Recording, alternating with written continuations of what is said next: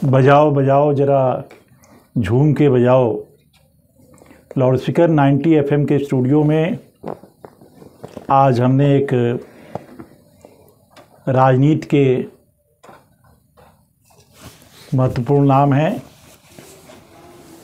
राकेश मणि त्रिपाठी जी, उनको आमंत्रित किया है।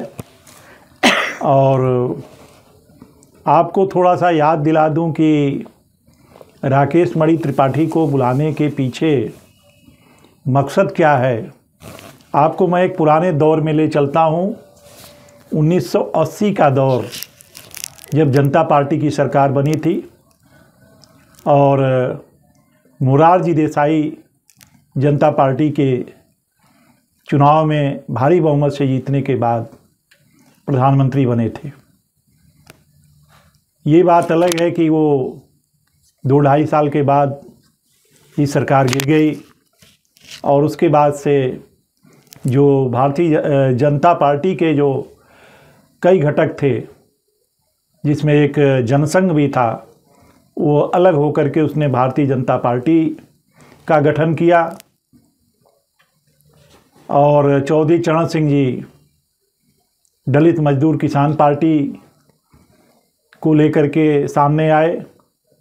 मतलब यत्र तत्र हो गए। एक प्रयोग कांग्रेस के खिलाफ लोकनायक जयप्रकाश नारायण ने आपातकाल के बाद एक प्रयोग किया था और उसके पीछे इंदिरा गांधी की तानाशाही के खिलाफ पूरे देश को एकजुट करना था। और जयप्रकाश जी की वजह से ही जनता पार्टी वजूद में आई। चंद्रशेखर भी, उसके तमाम ऐसे बड़े बड़े नाम हैं। तो राकेश मणि जी आज उस जनता पार्टी के, जो आज के दौर में, बीच के दौर में उसका नाम लगभग लुप्त हो गया था, अब फिर उसी जनता पार्टी को ये लोग पुनर्जीवित कर रहे हैं और उस पार्टी के राष्ट्रीय महासचिव ये बनाए गए हैं। आपका हम अपने स्टूडियो में लाउड स्पीकर 90 FM के दर्शकों और श्रोताओं की ओर से स्वागत करते हैं। बहुत बहुत धन्यवाद। मैं लाउड स्पीकर FM के समस्त टीम को, प्रबंध तंत्र को हमारी तरफ से बहुत बहुत बधाई कि आपने मुझे इस लायक समझा कि मैं आपने अपने स्टूडियो में बुलाने का काम किया है।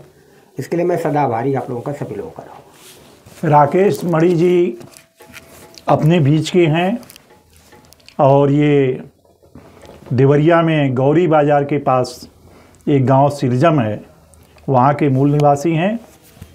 आपका राजनीतिक सफ़रनामा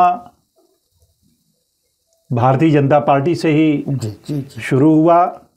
कल्याण सिंह के आप करीबी रहे और कल्याण सिंह के करीबी होने के नाते ही ये उनके साथ उनकी जो नई पार्टी थी, प्रदेश सचिव था, जनक्रांति पार्टी के प्रदेश सचिव भी बनाए गए थे।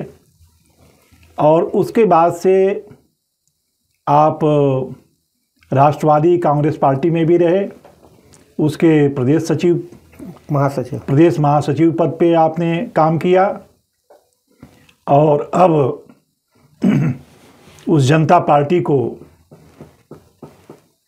के आप राष्ट्रीय महासचिव बनाए गए हैं, जिसका अतीत बहुत गौरवान्वित रहा है। 2-2.5 साल की सरकार थी, लेकिन आज भी उस सरकार को लोग याद करते हैं। वो चल नहीं पाई, ये बात अलग थी। तो आज हम राकेश जी से जनता पार्टी के बारे में बात करेंगे कि आज जो देश में राजनीतिक दौर चल रहा है, उसमें भारतीय जनता पार्टी शीर्ष पर है और उसके आगे उत्तर प्रदेश में समाजवादी पार्टी और कांग्रेस का जो इंडी गठबंधन बना हुआ है, ये उसको चुनौती दे रहे हैं। मैं राकेश जी ये जानना चाहूँगा कि जनता पार्टी तो समाजवाद के विचारधारा पर उसका मूल रहा, जी, जहाँ तक जी। और जयप्रकाश नारायण जी खुद भी समाजवादी ही थे। जी तो आपकी ये जो जनता पार्टी है जी, इसका फोकस किस पर होगा? जनता पार्टी हमेशा समाजवाद की विचारधारा को मानती है और जनता पार्टी का जन्म ही समाजवाद की विचारधारा को लेकर हुआ है और उसी विचारधारा को लेकर हम आगे भी चलने का प्रयास कर रहे हैं और आगे भी करेंगे। जनता पार्टी हमेशा शोषित वंचित दलितों को साथ लेकर चला है। आज की जो समाजवाद है वो इंडस्ट्रीज है। अखिलेश यादव जी के पिताजी मुलायम सिंह यादव भी, शायद ये कहने में मुझे गर्व भी हो रहा है और दुख भी हो रहा है, समाजवाद से जनता पार्टी से निकले हुए थे। लालू यादव जी थे, लेकिन इन्होंने समाजवाद को कम, परिवारवाद को ज़्यादा किया। मुलायम सिंह जी ने समाजवाद को परिवारवाद किया, लेकिन अखिलेश यादव ने उसको इंडस्ट्रीज बना दिया। तेजस्वी यादव ने इसको इंडस्ट्रीज बना दिया। अभी आज ये लोग कौन सा जो है कि इंडस्ट्री चला रहे हैं, कौन सी फैक्ट्री चला रहे हैं, कौन सा खेती कर रहे हैं, बड़े खेतियार हैं कि जो आज ही हजारों हजारों करोड़ के आदमी हैं। हमारे तो मनुष्यों ने मतलब आप समाजवाद भटक गया। जो समाजवाद जिसको लेके लोहिया जी चले जी, थे, जी। जो लोहिया की परिकल्पना थी जी कि सबको रोटी कपड़ा मकान, जी, सबको अस्पताल में जो है फ्री दवाई, जी, फ्री पढ़ाई, जी, तो वो जो नारे थे, जी, जो लोहिया ने सपना देखा था, जी। उस लोहिया की विचारधारा को जो ये आज की जो समाजवादी पार्टी है वो कहाँ ले गई? ये समाजवादी पार्टी लोहिया और जो है कि राजनारायण जी के विचारों की हत्यारी है, विचारों की हत्या की है आज की समाजवादी पार्टी। आज के जो अपने आप को समाजवादी कहने वाले लोग हैं, लोहिया के विचारों की हत्यारे हैं और इनको भारत की जनता नहीं, आने वाली भारत की नस्ल भी इनको कभी माफ़ नहीं करेगी। हम जहाँ सबको रोटी कपड़ा मकान की बात करते हैं, हम जहाँ के फ्री शिक्षा की बात करते हैं, फ्री दवा की बात करते हैं, हम शोषित दलित वंचितों की बात करते हैं, वहीं ये लोग केवल परिवार की बात करते हैं। इसलिए इन लोगों ने मिश्रा ये जो है आदरणीय जयप्रकाश नारायण जी लोहिया जी के विचारों की हत्या किया है इन लोगों ने, और हत्यारे कभी माफ़ नहीं किया जाते। इनका सज़ा मिलना ही मिलना है और देश की जनता इनको सज़ा देना शुरू कर दिया है। अभी आप देखेंगे कि यूपी के 9 विधानसभा में 7 जो किए हुआ है ये लोग हारे हैं। राहुल गांधी वो परिवार ही जो है कि समाजवाद की हत्या शुरू से करते आया है। राहुल गांधी की पीढ़ियाँ बीत गई समाजवाद को ख़त्म करने के लिए, और आज नकली समाजवादियों को लेकर के इंडी जो गठबंधन बनाए हैं उसका भी सर्वनाश होना एकदम सुनिश्चित है। जनता पार्टी इसके लिए प्रतिबद्ध है और जनता पार्टी समाजवाद की विचारधारा को कुचलने का जो भी काम करेगा, जो भी हमारे राष्ट्रीय मनीषियों को विचारधाराओं को तोड़ने का काम करेगा, उनके सपनों को तोड़ने का काम करेगा, ये राकेश मणि त्रिपाठी नहीं, जनता पार्टी के समस्त पदाधिकारी नहीं, 125 करोड़ जनता उनका जवाब देने के लिए बैठी है और हमेशा उनका जवाब देगी ही देगी।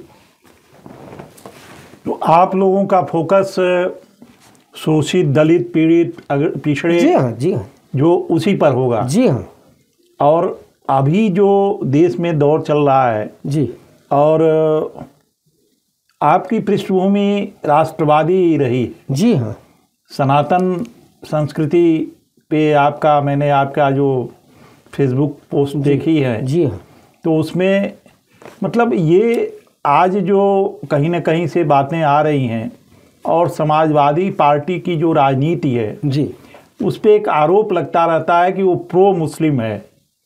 जैसे हिंदुओं पे कहीं अत्याचार होता है, बांग्लादेश में जब अत्याचार होता है तो उस पर वो फोकस नहीं करती, लेकिन अब और केवल एक दूसरी कम्युनिटी पे जब अत्याचार होता है तो उसको फोकस करती। ऐसा आरोप में सही है ये, इसको आरोप मत मानिए, ये सही है, एकदम 100% सही है।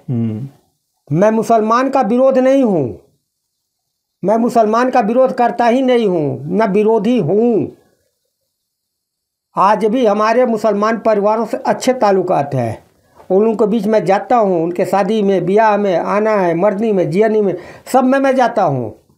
मुझे कलाम जैसा मुसलमान चाहिए, मुझे अब्दुल हमीद चाहिए, हमको जो है कि भगोड़ा नहीं चाहिए। इन लोगों ने आज तक क्या किया है? आतंकवाद को पनपाने का काम इंदिरा जी ने किया था, चाहे भिंडरवाला हो और चाहे पाकिस्तान हो। अब क्यों नहीं पाकिस्तान हमला कर रहा है? पाकिस्तान, मैं मानता हूँ कि जो मोदी जी क्या कर रहे हैं क्या इससे मतलब नहीं है, लेकिन आज स्थिति बनी है कि पाकिस्तान आज जो कटोरा लेकर के दुनिया में भीख मांग रहा है, यूएनओ में जाकर कहता है वो मुझे बचा लो, मैं दिवालिया हो जाऊंगा।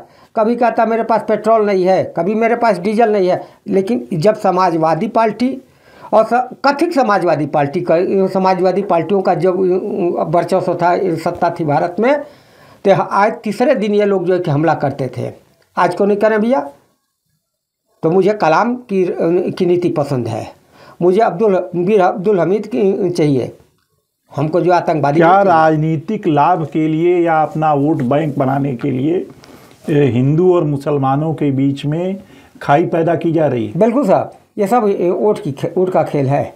और जब तक वोट का खेल भारत में खेला जाएगा तो दो विचारधारा वहाँ पनप जाएगी। अब वो दो विचारधारा नहीं होगी, वो दो कौम अगर सामने सामने होंगे, एक तो जो उनको प्रोत्साहित किया जा रहा है और एक जो पीड़ित है उसको। पीड़ित इन लोगों से कौन है? बांग्लादेश में हिंदू के साथ होता, आप बोलते नहीं हैं। यूपी में भी घटनाएं हुआ, आपने नहीं बोला है। मैं शरद पवार जी के साथ भी मैं काम किया हूँ, मैं प्रदेश महासचिव था यहाँ। 2019 के चुनाव में मैं यहाँ जो है कि चुनाव संचालन समिति का सदस्य था। हमारे प्रदेश अध्यक्ष थे के शर्मा साहब, ठीक। तो मैं ये देख रहा था कि ये जितने ये लोग ये थे, सारे के सारे लोग हिंदू विरोधी काम मैं बता रहा था। उसके बाद मैं इसलिए दुखी हुआ कि ये शरद पवार साहब से कि जब हिंदू संतों पर जब हत्या हुई, इन लोगों ने एक बार भी नहीं बोला ये गलत हुआ है, और नहीं तो ये बोल रहे थे कि 12 बजे रात को ये लोग क्यों घूम रहे थे। हमारे साधु संत 12 बजे रात को नहीं जाएंगे तो कहाँ जाएंगे? 2 बजे रात को योग करते हैं। अगर मान ली हम कहीं जाते हैं, मेरी हत्या हो जाती तो सामने वाले को बोलना चाहिए, सरकार में है। इसलिए मैं उतने बड़े पद से मैं छोड़ करके मैं किनारे हो गया। नहीं जी, ऐसा ही नहीं चाहिए। मैं मुसलमानों के खिलाफ नहीं हूँ, मैं उन लोगों के खिलाफ हूँ कि जो हिंदुओं को प्रताड़ित करने का काम करेगा, जो हिंदुओं को गाली देने का काम करेगा, हमारे गीता और रामायण को गाली देगा, मेरे सनातन को जो गाली देगा, मैं उसके खिलाफ हूँ। क्योंकि हमारे राष्ट्रीय मनीषियों का एक ही सपना था कि अगर वो पिछड़ों, दलितों, वंचितों को लेकर के साथ चलने का। मैं सनातनी हूँ, मैं जात से ब्राह्मण हूँ, तो मैं सनातन नहीं छोड़ूंगा। सनातन में हम हर घर में भगवान राम की फ़ोटो होगी। भगवान राम भी तो असली सनातन के जो है कि जनक तो भगवान राम है। कि माता सेवरी, निषाद राज, जितने ऋषि थे, भालू थे, सबको लेकर चलने का काम किया है। यानी उनको दलित उनसे बड़ा समाजवादी को हम तो राम, तो सनातन तो हमेशा समाजवाद का समर्थक रहा है। और जो समाजवाद को नहीं समझते वो परिवारवाद मानते हैं। अभी आप ये बताइए कि आपका जो राजनीतिक संगठन के, जैसे संगठन आपको खड़ा करना होगा जी, तो उत्तर प्रदेश में आपके अभी तो संगठन आपका क्या स्थिति है? अभी देखिए 3 दिन पहले हम लोगों का राष्ट्रीय परिषद की बैठक हुई है और राष्ट्रीय कार्यकारिणी का अभी पूर्ण रूप से तो नहीं कह लीजिए, लेकिन अभी कुछ लोगों को ये जिम्मेदारियां दी गई हैं, हमारे राष्ट्रीय अध्यक्ष जी ने दिया है। उसमें एक जिम्मेदारी हमको भी जो कि राष्ट्रीय महासचिव की मिली है। लेकिन आने वाले दिनों में उत्तर प्रदेश नहीं, हम 6 महीने के अंदर पूरे भारत में, पूरे प्रदेश में हम अपना संगठन खड़ा करेंगे। और अभी हम इस पर इसलिए चर्चा नहीं कर सकते कि अभी मेरी पार्टी बहुत दिनों के बाद अगर निकल करके आई है, तो इस पर हम ज़्यादा चर्चा नहीं कर सकते। लेकिन आने वाले आपके 6 महीने के अंदर आपको लगेगा कि मतलब जनता पार्टी का लोग इंतज़ार कर रहे हैं। कोई पीडीए बना रहा है, कोई एनडीए बना रहा है, कोई इंडी बना रहा है, कोई कुछ बना रहा है। तो इंडी भिंडी से कुछ होने वाला नहीं है। उनको काम करने वाला नेता चाहिए, काम करने वाला कार्यकर्ता चाहिए, कार्य करने वाले दिशा निर्देशन के लिए एक बढ़िया राष्ट्रीय अध्यक्ष चाहिए। अब वो सिर्फ और सिर्फ जनता पार्टी ही दे सकती है। आप अपने बातचीत से, अपनी वेशभूषा से, अपनी स्टाइल से पूरी तरह समाजवादी लगते हैं। लगते नहीं, मैं हूँ तो मैं शुद्ध सनातनी हूँ। सभी सनातनी कभी वो जो है कि वेशभूषा पर मत जाइए। हमारे एक एक संत हैं जो एक धोती पहने रहेंगे और उनको पूरा वेद याद है भाई। लेकिन राजनीति में आपका रोल मॉडल कौन है? रोल मॉडल किस नेता को आप मानते हैं कि राजनीति में ये भी कह लीजिए, हम अपने जनता पार्टी के लोगों को ही अपना रोल मॉडल मानते हैं। जयप्रकाश नारायण जी, परम पूज्य अटल बिहारी वाजपेयी जी, जो जनसंघ के समय उस समय जनता पार्टी के साथ। कल्याण सिंह के तो आप बहुत करीबी रहे। बहुत करीबी में रहा। कल्याण सिंह से जुड़ा कोई संस्मरण? कल्याण सिंह जी जब भी देवरिया आते थे, हमारा उनका साथ बहुत कम दिनों का रहा, 2-4 साल 5 साल का, लेकिन 4-5 साल में 4-5 बार वो देवरिया आए थे और उपचुनाव था तो वो आ गए थे। बोले कौन लड़का हमको सुबह मैं 5 बजे जगता हूँ, मेरे साथ टहलने चल सकता है। वीरेंद्र राज जी चुनाव लड़ रहे थे वहाँ से। उन्होंने कहा बाबू जी हम चलेंगे। कह रहे भाई अगर तेज़ दौड़ सकते हो तो बोलो, नहीं तो मैं तो चलता बहुत तेज़ चलता हूँ, एक हमको बात करने वाला एक आदमी चाहिए। हमने कहा चलिए। और दूसरा उन्होंने कहा कि भाई हमको सुबह 5 बजे अखबार चाहिए और लाल चाय पीते थे वो। बाबूजी हमेशा, हम लोग बाबूजी प्यार, आज भी हम लोग बाबूजी कहते हैं, क्योंकि आज तो राजू भैया चाहे उनके लड़के से हम लोग के बहुत मंत्री हो गए हैं, सांसद हो गए राजू भैया। उसके बाद मैं गया भी नहीं उस परिवार में। तो बाबूजी ने कहा कि 2 चीज़ हमको चाहिए, साथ टहलने वाला मेरे साथ, दूसरा अखबार हमको 5 बजे शाम सुबह चाहिए, और तीसरा चाहिए कि वो लाल चाय हमको कोई पिला दे नींबू वाली। बाबूजी ठीक हो जाएगा। कहना लेकिन तीनों एक समय पर चाहिए। मैंने कहा ठीक। तीनों एक समय पर हो गया। इतना वो खुश हुए, उसके बाद उन्होंने प्रदेश सचिव मुझे बनाया। लेकिन वहीं से कहीं कहीं राजनीतिक हमारे दौर के लोग, कई लोग हैं जो मंत्री बन गए, विधायक हो गए, लेकिन हो सकता है वो, और बाबूजी बाद में भाजपा में हो गए, जबकि कसम खा कर आए थे कि मैं नहीं जाऊंगा। मैं आवास पर हमारे लोग, हम लोग जाते थे तो सिक्योरिटी कोई मान्य नहीं होती थी, हम सारे लोग वहाँ पहचानते थे कि बाबूजी देवरिया के लोग वहाँ हैं। लेकिन उसके बाद वो भाजपा में चले गए और हम लोग भाजपा से अलग हो गए, जबकि मैं संघ की विचारधारा हमारी रही है। आज भी मैं संघ के का शस्त्र पूजन होता है, मैं उसमें भागीदारी हमारी होती है। 2 रुपये 10 रुपये जो मैं याद नहीं पाता हूँ, लेकिन मैं दे देता हूँ। लेकिन उसी समय से हो सकता है कि मेरे तकदीर में न लिखा हो कि मेरे साथ के लोग मंत्री, विधायक, सांसद कहाँ से कहाँ पहुँच गए। लेकिन मैं जनता पार्टी को लेकर संघर्ष कर रहा हूँ। तो मैं तो यही जानता हूँ कि जिसके तकदीर में जितना लगे रहेगा उतना मिलना है। हो सकता है कि वो जो 3-4 साल का जो जनता है वो कल्याण सिंह जी के साथ रहा, वो उसी से हम लोगों का ये हो रहा है। लेकिन एक चीज़ मिला हमको कि समाजवादी संघ से समाजवादी कैसे बना जा सकता है, ये चीज़ हमको सीखने के लिए मिला है। साधारण रहो। कल्याण सिंह जी से भी मिला था ये चीज़, मैं बोलूँगा नहीं। उनके पास 1 रुपया नहीं है तो भी उतना ही खुश, 1 लाख है तो भी खुश। तो राजनीति में खुश कैसे रहा जा सकता है? संघर्ष करते समय खुश और सत्ता में रहते हुए भी खुश। तो एक चीज़ मिला, ये समाजवादियों में ये। नानाजी देशमुख से भी आपकी मुलाकात है? बहुत पहले हम लोग के आए थे, कार्यक्रम हुई, हम लोग की मुलाकात है। सुषमा स्वराज जी हम लोगों के आदरणीय रहे हैं। वो रीतम्भरा जी आई थी राम मंदिर आंदोलन के दौर में, फिर उसका चुनाव में कई बार आई। तो भाजपा के उस समय के जो भी लोग थे, तो हम लोग बच्चे थे, राजनीति में तो मुलाकात नहीं, लेकिन हम लोग एक साथ, मतलब एक घड़ी भी जीना रहा है। तो उन लोगों के साथ मतलब हम लोग बहुत भाग्यशाली, कैसे लोगों के साथ हम लोगों का जुड़ाव रहा है, और वो लोग हम लोग के जीवन में मार्गदर्शन उन लोगों का मिला है। विशेषकर कल्याण सिंह जी तो भाई एक बेटे की तरह से मानते थे जब हम लोग जाते थे। आजकल उस परिवार से मेरा आना जाना नहीं है, लेकिन एक उनका यह है। एक बार की घटना मैं बता दूं कि हम उनके आवास पर हम लोग गए थे, तो बाबूजी खाना खा रहे थे, लास्ट टाइम रहा होगा खाने। 3-4 लोग हम लोग थे, देवरिया से गए थे। तो एक उनके शब्द था कि खाना रोक दे। हमने बाबूजी खाना खाइए आप। अरे रुको, तुम लोग भी खा लो। तो चावल दाल रोटी था, तो वो 5-6 रोटी था, तो 3-3 रोटी हम लोगों को दे दिए, 2-2 रोटी। हम थे, मेवालाल निषाद जी थे उस समय देवरिया के जिलाध्यक्ष थे, और भी 2-4 लोग थे। एक पांडे जी थे, दयाशंकर पांडे की क्या नाम था। भाई तुम लोग खा लो, हम चावल से काम चला लेंगे। अच्छा। हाँ, ये खाना खा रहे हैं, बगल में हम लोग बैठे हैं, तो हम लोगों को वो रोटी पे वो सब्जी लपेट करके, तुम लोग खा लो, पानी पी लो, और हम चावल से अपना काम चला लेंगे। तो ये सारी चीज़ें राजनीति में कैसे कार्यकर्ताओं के साथ जुड़ाव होना चाहिए, वो अलग की बात है, जिसके भाग्य में ये सीखने लायक ये है। सीखने वाली चीज़ है और इसको कभी भूला भी नहीं जा सकता है। अगर कार्य हमने चंद्रशेखर जी को बहुत नज़दीक से देखा है,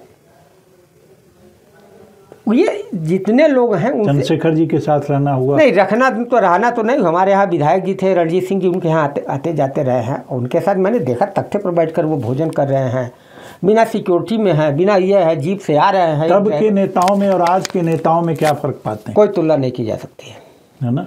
कोई तुलना नहीं की जा सकती है। अगर तुलना करना ही बेईमानी होगा उन लोगों के साथ,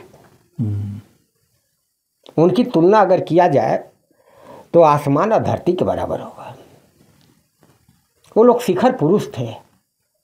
परम पूज्य अटल बिहारी वाजपेयी जी को हम लोगों ने लखनऊ के ये कौन मेला है, मैदान है, अंदर है वो लक्ष्मण नहीं, उसके बाद वो बना है लखनऊ का वो बड़ा पार्क है, वो अंदर है वो। उसमें हम लोगों ने बेगम हजरत महल, हाँ बेगम हजरत महल पार्क में हम लोगों ने, उस समय हम लोगों की उम्र नहीं थी, हम लोग अटल बिहारी वाजपेयी जी की रैली के लिए हम लोग 10-10 रुपया 20-20 रुपया चंदा लगाकर टैक्सी लेकर के गए थे। तो बड़े लोगों को देखिए, बड़े लोगों से कुछ सीखने की जरूरत है। आज के जो लोग हैं, आज के समाजवादी लोग हैं, वो गाली देने में विश्वास रखते हैं, सीखने में नहीं रखते हैं। वो सीखेंगे किसको? ईडी से कैसे बचा जाए, वो जांच से कैसे बचा जाए, सीबीआई से कैसे बचा जाए। जीत गए तो ईवीएम ठीक, हार गए तो जो है कि वो बेशर्म हो गई, ठिगड़ा उस पर फोड़ा जाए। तो इससे राजनीति नहीं होता है, राजनीतिक भविष्य नहीं है। हम आए हैं, पैसा लगाए हैं, ज़्यादा से ज़्यादा विधायक लेकर आ गए, इससे नहीं होना है। वो चीज़ सीखने की चीज़ है। अगर हम मानिए प्रधानमंत्री जी को अगर गाली दे देते हैं तो उससे क्या हमको मिलेगा? विपक्ष की, जो भारत का विपक्ष है ही नहीं है, विपक्ष नहीं भारत में, उसका कोई नहीं, भारत में विपक्ष है नहीं। हम गुंडों की फौज भी नहीं कर सकते हैं, उनका भी एक उसूल होता है। आप जब 35 जीतते हैं यूपी में तो ईवीएम बहुत बढ़िया हो जाता है और गर्व के साथ कहते हैं कि मैं भारत की तीसरी बड़ी पार्टी हूँ कांग्रेस के साथ या विपक्ष में, और हार जाते तो कहते हैं क्या कि विपक्ष ईवीएम से चुनाव कराना गलत है। तो पहले आप सोचिए कि आप बोल क्या रहे हैं, लोगों के बीच में उसका असर क्या होगा। जो लोग आपको सुनते हैं हर क्षण बदलते हुए, उनकी वैचारिक पृष्ठभूमि में आप कहाँ जाकर सेट होंगे। हार या जीत अलग की बात है। हम मोदी जी को गाली देकर बड़े हो जाएंगे, महाराज जी को हम गाली देकर बड़े हो जाएंगे, हमारी अपनी जबान खाली होगी। उनसे सीखने की जरूरत है, उनसे सीखने की जरूरत भाई साहब। हम उनको गाली देकर नहीं सीख सकते हैं। मैं मुलायम सिंह जी को भी मैं गाली नहीं देता हूँ, मायावती जी को गाली नहीं दे, वो मेरे पिता तुल्य हैं। मोदी जी मेरे पिता तुल्य हैं, तो मैं उनको गाली देकर आगे नहीं, उनसे सीखा जाए ना, और उसका कार्ड खोजा जाए। और विपक्ष ये करेगा नहीं, राहुल गांधी करेंगे नहीं, पता नहीं क्या करते हैं। रात में जब वो 4 बजे के बाद, मैं इसके बाद नहीं कुछ बोलूँगा क्या करते हो, 4 बजे के बाद वो जब बोलेंगे तो सनातन के विरोध में बोलेंगे, दिन भर बोलेंगे तो ठीक है, देश के लोग गरीब हैं। अरे भाई गरीब कहाँ हैं? गरीब तो तब थे कि जब इंदिरा गांधी के साथ के बाद, जब हमारी जनता पार्टी की सरकार आई, या 2 रुपये किलो चीनी बिकवाया था। हमारे नेता भेष बदल करके जाते थे हर सोसाइटी पर, कहते थे कि भाई हमको खाद चाहिए, जहाँ नहीं मिलता था तुरंत वहाँ से गिरफ्तारी होती थी। तो बदलाव वहाँ ना आया था। बहुत आपने आज राकेश मणि जी को सुना, और हम आपके राजनीतिक, आपका जो राष्ट्रीय महासचिव पे आपका चयन हुआ है, हम उम्मीद करते हैं कि आप बहुत बहुत धन्यवाद। मैं अपने राष्ट्रीय नेतृत्व को आभार व्यक्त करता हूँ साथ में। और आप जनता के मुद्दों के साथ और जनता के साथ बने रहेंगे, इसी के साथ मैं आपको बहुत बहुत बधाई, बहुत बहुत धन्यवाद। आप हमारे स्टूडियो में आए, इसके लिए आपका हार्दिक धन्यवाद। बहुत बहुत धन्यवाद।